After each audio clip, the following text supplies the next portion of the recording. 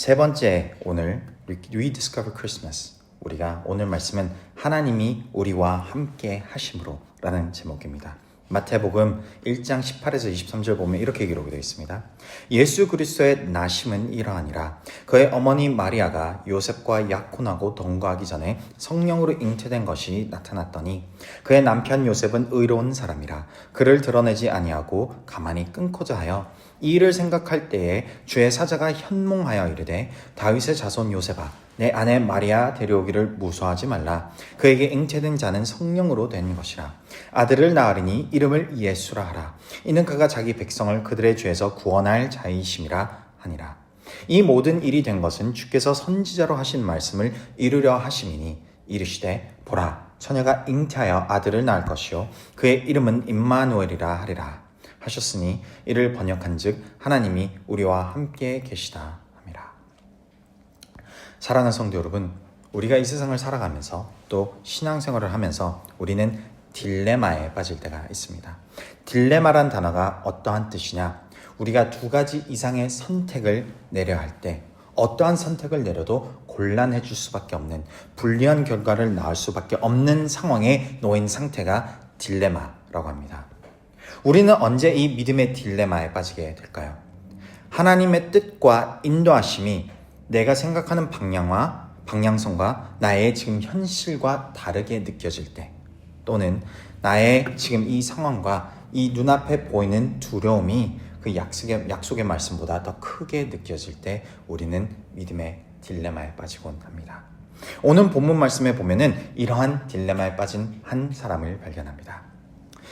오늘 마태복음 1장에 보니 예수님이 이 땅에 오시게 된 기록을 보여주는데 이 땅에 오시게 된 계기가 이제 하나님의 약속의 말씀이 이루어짐이라는 것입니다. 그런데 하나님은 반드시 사람을 통해서 역사하시는 것을 보여주시는데 이 부부 요셉과 마리아를 통해서 예수님이 이 땅에 오신 것입니다. 그런데 그 오심이 순탄하지 않았습니다. 성경 약속의 말씀대로 처녀가 잉태하여 아이를 갖게 되는 것임을 하나님께서 수천 년 전부터 말씀하셨는데 이제 요셉과 마리아가 결혼할 시점이 돼서 아직 혼약을 한 상태, 이제 약속을 한 상태이나 결혼을 하지 않은 상태에서 임신이 발견된 것입니다. 이 시기에 결혼, 그러니까 함께 되어서 이제 부부가 되어서 임신한 것 외에 임신은 간음죄로 여겨졌고 마을 사람들이 모여서 돌로 쳐서 죽이는 형벌을 받게 되는 아주 심한 악죄로 여겨졌습니다. 요셉의 자기가 살아온 인생에 하나님을 알고 자랐던 모든 순간, 모든 경험은 지금 이 상황을 어떻게 해야 될지 모르는 상황이 되어버린 것입니다. 즉 한마디로 딜레마가 된 것이죠. 요셉에게는 지금 이런 상황이 펼쳐졌습니다. 이것이 하나님의 뜻인지 본인은 이해가 되지 않습니다. 헤아릴 수가 없습니다. 왜냐하면 상식적으로 처녀가 잉태한다는 것은 말이 안 되기 때문입니다. 그렇기 때문에 본인이 지금 놓인 처신은 어떻습니까? 19절에 보니 그는 의로운 사람이라 라고 기록이 되어 있습니다. 의롭다 하면 이것을 정의롭게 해결해야 되는 것입니다. 그렇다면 마리아를 마을 사람들을 모아가지고 심판을 하고 이제 죽음에 이르게끔 하는 형벌을 내려야 하는 것이죠. 그런데 가만히 끊고자 하여 라는 이 모습을 보여주는 것은 그의 사랑입니다. 용서하고 싶고 그냥 덮고 넘어가고 싶은 인자한 모습을 또한 보여줍니다. 이 두 가지 선택 가운데서 갈등을 하는 것입니다. 어떠한 선택을 내려도 죄를 범할 것만 같고 어떠한 선택을 내려도 이 길이 하나님의 뜻이 아닌 것처럼 느껴지는 것이죠. 그리고 요셉은 이렇게 생각했을 것입니다. 내가 어떠한 잘못을 했기에 이러한 상황에 놓이게 되었을까? 무엇 때문에 나에게 이런 시련이 주어진 것일까? 우리는 영적 딜레마, 믿음의 딜레마를 경험할 때, 그 상황에 주어질 때 이와 같이 질문하곤 할 것입니다. 우리가 하나님의 뜻대로 기도하고 말씀을 붙들고 날마다 열심히 살아가려고 노력을 합니다. 그런데 어느 순간 내가 알고 있는 하나님에 대한 정보, 그리고 내가 살아왔던 그 평생의 경험을 뛰어넘는 내 눈앞에 무언가가 다가오기 마련인 것이죠. 아무리 계산해봐도 아무리 생각해봐도 이 상황은 나에게 불합리한 상황으로서 느껴질 수밖에 없습니다. 그런데 하나님은 무엇이라고 말씀하십니까? 하나님의 뜻 가운데 우리를 인도하고 계신다 이것입니다. 우리가 한 가지 깨달아야 되는 것은 이것입니다. 이 상황 가운데 우리한테 다가오는 그 불합리한 상황들이 꼭 하나님이 우리를 수렁으로 밀어넣는 것은 아닙니다. 이 세상 가운데 어렵고 힘듦이 존재하는 것은 이 세상이 어두움이기 때문입니다. 성경은 우리에게 알려줍니다. 세상이 어두운 곳이기 때문에 때로는 우리가 경험하는 이 모든 아픔과 시련과 힘듦이 그 어둠 속에서 나에게 주어지는 불합리한 그리고 공포스러운 그 순간들 때문이라는 것을. 그런데 우리에게 또한 무엇을 알려주십니까? 그럼에도 불구하고 빛으로서 오신 하나님이 우리를 이끌고 계신다 이것입니다. 마태복음 1장 20절에 보니 이제 요셉이 지금 이 상황에 대해서 본인 마음 가운데 괴로워서 이제 이것을 씨름하고 있을 때에 하나님께서 꿈으로 다가오십니다. 다윗의 자손 요셉아, 내 아내 마리아 데려오기를 무서워하지 말라. 두려워하지 말라. 언젠가 한번 말씀드렸습니다. 두려워하지 말라가 성경에는 365번이 기록이 되어 있다. 매일 날마다 하나님은 우리에게 두려워하지 말라라고 말씀하십니다. 왜? 하나님이 우리와 함께 하심으로. 두려워하지 말라. 그에게 잉태된 자는 성령으로 된 것이다. 하나님의 뜻이다 이것입니다. 하나님의 뜻이기 때문에 이 아들, 그러니까 독생자 예수, 수천 년 전부터 예언된 예수 그리스도가 오심이라. 그것을 믿어라 이것인 것이죠. 요셉에게 본인이 이해할 수 없는 이 딜레마를 왜 허락하신 것일까요? 하나님께서 말씀하십니다. 내가 예언했던, 내가 선포했던, 알려주었던 이제 그 구원이 임하는 시점이다 이것입니다. 하나님은 우리의 삶을 통해서 하나님의 구원의 은혜가 또 흘러넘치도록 인도하십니다. 그것이 우리가 때로는 내 영적인 믿음의 딜레마를 겪을 수밖에 없는 상황에 처하는 이유입니다. 이 예수님의 아버지가 되는 요셉 외에 수천 년 전에 성경은 또 다른 요셉을 기록합니다. 우리가 잘 알다시피 형들이 팔아넘긴 요셉, 노예로서 자기 인생을 살아가던 요셉, 그러다가 자기 주인의 아내의 누명을 시임을 받아서 본인은 억울하게 감옥에 갇힌 요셉입니다. 요셉 입장에서는 자기의 인생이 왜 수렁에서 더 깊은 수렁으로 빠졌는지 몰랐습니다. 이해가 되지 않았습니다. 열심히 했습니다. 노력을 했습니다. 심지어 그 인정을 받고 그 본인이 열심히 하는 그 모든 것들이 열매를 맺고 있던 시점이었습니다. 그런데 더 힘들어지고 더 낮아지고 더 흑암 깊은 곳으로 들어가고 있었습니다. 그런 요셉은 하나님이 버리셨기 때문에 그렇게 더 깊은 어둠으로 들어갔을까요? 아닙니다. 하나님이 함께 하셨기 때문입니다. 이 모든 것을 하나님이 사용하셔서 마침내 요셉을 통해서 무엇을 이루려고 하셨습니까? 창세기 45장 5절에 보니 당신들이 나를 이곳에 팔았다고 해서 근심하지 마소서, 한탄하지 마소서. 이 당신들은 요셉의 형들입니다. 하나님이 생명을 구원하시려고 나를 당신들보다 먼저 보내셨나이다. 나의 인생의 그 어두운 순간들, 내가 이해되지 않는 나의 인생의 딜레마는 하나님께서 구원을 이루시기 위해서 나를 보내셨습니다. 요셉은 그것을 깨닫고 인식을 했다 이것입니다. 이 모든 순간순간마다 하나님은 그저 팔짱을 끼고 요셉을 지켜보기만 하셨을까요? 우리의 믿음이 얼마나 단단한지 보자 라고 하나님은 우리 멀리 감치 내려놓고 요셉이 그 가운데서 어떻게든 발버둥을 쳐서 무엇인가를 이루어내기 위해서 하나님은 지켜만 보셨을까요? 아닙니다. 창세기 39장 2절에 보면 여호와께서 요셉과 함께 하심으로 그가 형통한 자가 되어 그의 주인 애굽 사람의 집에 있으니. 우리가 언젠가 한번 배운 적이 있습니다. 형통에 대해서. 하나님이 우리와 함께 하시기 때문에 어떠한 상황에서도 형통하다라고 표현합니다. 그 형통함은 나의 환경을 표현하는 것이 아닙니다. 그 어떤 환경이 주어짐에도 하나님의 믿음의 열매 가운데 맺어지는 그 은혜와 그 구원의 모습이 바로 형통입니다.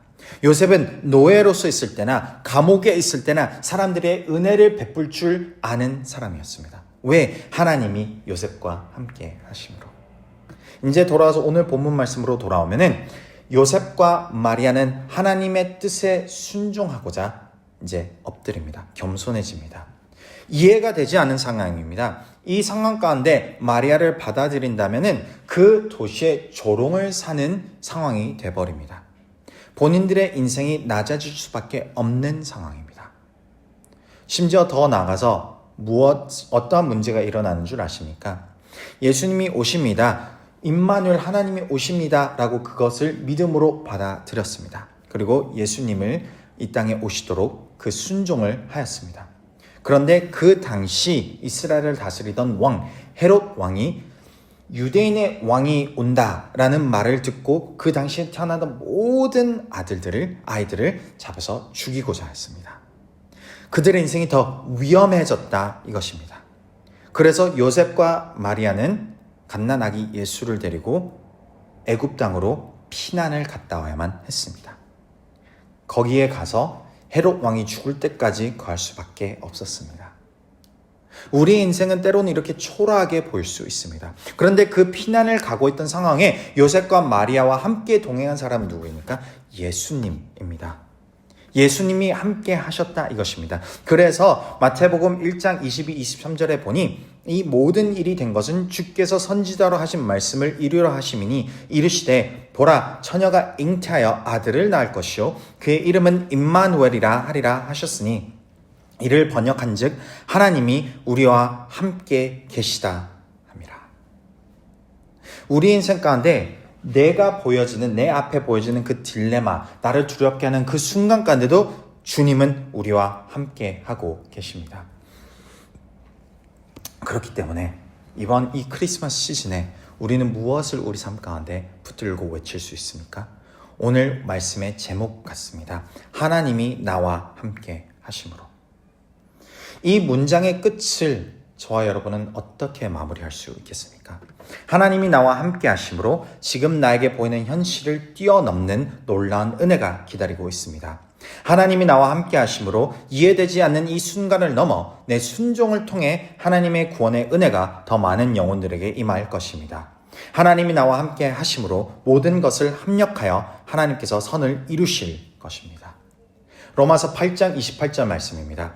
우리가 알거니와 하나님을 사랑하는 자 곧 그의 뜻대로 부르심을 입은 자들에게는 모든 것이 합력하여 선을 이루느니라. 우리 인생의 가장 낮아진 순간조차도 하나님은 합력하여 선을 이루십니다.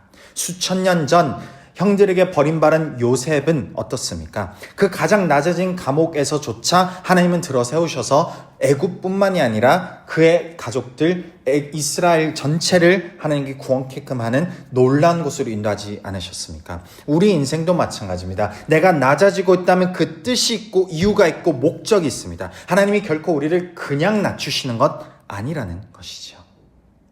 그런데 우리는 한 가지 알아야 합니다. 하나님께서 우리를 이렇게 이끌어 가시는 데 있어서 우리의 아픔, 우리의 슬픔, 우리의 고충을 모르시면서 전지전능하신 하나님이 너는 그것도 못하느냐 이렇게 표현하시는 분이실까요? 아닙니다. 성경에 보면은 모든 만유를 창조하신 하나님이 인간이 되셔서 이 땅에 오셔서 우리의 아픔을 함께 경험하고 함께 그것을 지나가고 함께 살아가셨다. 즉 우리의 아픔을 이해하시는 분이시다라고 말씀하십니다. 히브리서 2장 17에서 18절 보면 이렇게 기록이 되어 있습니다. 그러므로 그가 범사에 형제들과 같이 되심이 마땅하도다. 이는 하나님의 일에 자비하고 신실한 대제사장이 되어 백성의 죄를 속량하려 하심이라. 그가 시험을 받아 고난을 당하셨은즉 시험 받는 자들을 능히 도우실 수 있느니라. 또한 히브리서 4장 15에 16절을 보면 우리에게 있는 대제사장은 우리의 연약함을 동정하지 못하실 이가 아니요 모든 일에 우리와 똑같이 시험을 받으신 이로되 죄는 없으시니라. 그러므로 우리는 긍휼하심을 받고 때를 따라 돕는 은혜를 얻기 위하여 은혜의 보좌 앞에 담대히 나아갈 것이니라. 하나님은 우리의 처신을, 우리의 상황을, 우리의 마음을 잘 아시는 분이십니다. 그렇기 때문에 우리가 그 가운데서 허우적대고 있을 때, 그 물 가운데 가라앉고 있을 때 부르짖기를 원하시는 겁니다. 하나님은 우리 바로 옆에서 우리를 붙들고 계십니다. 하나님의 그 붙드시는 손을 잡기를 원하는 것입니다. 믿음으로 하나님께서 내가 지금 이 순간에서 나를 구원해 주실 수 있다라는 그 믿음, 그 작은 소망조차도 하나님이 우리 마음 가운데 붙들기를 원하시는 것입니다. 왜? 하나님이 모든 상황을 주관하고 계시기 때문인 것이죠. 이사야 42장 10절에 보면 두려워하지 말라 내가 너와 함께함이라 놀라지 말라 나는 내 하나님이 됨이라 내가 너를 굳세게 하리라 참으로 너를 도와주리라 참으로 나의 의로운 오른손으로 너를 붙들리라. 두려워하지 말라 내가 너와 함께하리라.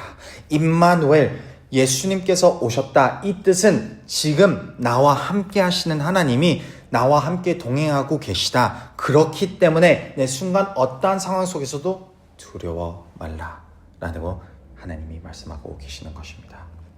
사랑하는 성도 여러분, 내 상황이, 내 현실이 나에게는 딜레마처럼 보이십니까?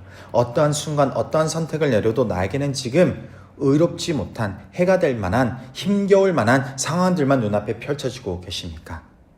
성경에 있는 모든 믿음의 선배님들도 다 그런 상황들을 겪었습니다. 그러나 그 모든 믿음의 선배들의 삶을 보면 어떻게 됩니까? 하나님이 그들과 함께 하심으로 어떠한 순간에도 형통케 되었습니다. 그리고 어떠한 순간에도 그들은 하나님의 뜻을 그 가운데서 발버둥 치며 그 믿음으로 나아갈 때 마침내 일으켜 세우시며 마침내 구원의 통로가 되도록 사용을 하셨습니다. 그래서 마태복음 28장 20절에 보니 볼지어다 내가 세상 끝날까지 너희와 항상 함께 있으리라. 이 말씀은 지금 내 삶 가운데도 하나님이 말씀하고 계십니다. 내 중심 가운데 성령님께서 말씀하고 계십니다. 내가 너와 함께하고 있다. 그것을 우리가 이제는 눈을 들어 바라볼 때 나의 이 폭풍 같은 상황 속에서 그 파도 같은 상황들을 내가 들어보아 그 파도 위를 걷고 계시는 예수님을 바라볼 때 주님이 나와 함께 하시는가를 믿음으로 폭풍이 잠잠해지지는 않습니다. 그런데 그 폭풍 위를 걸을 수 있는 기적을 보여주십니다.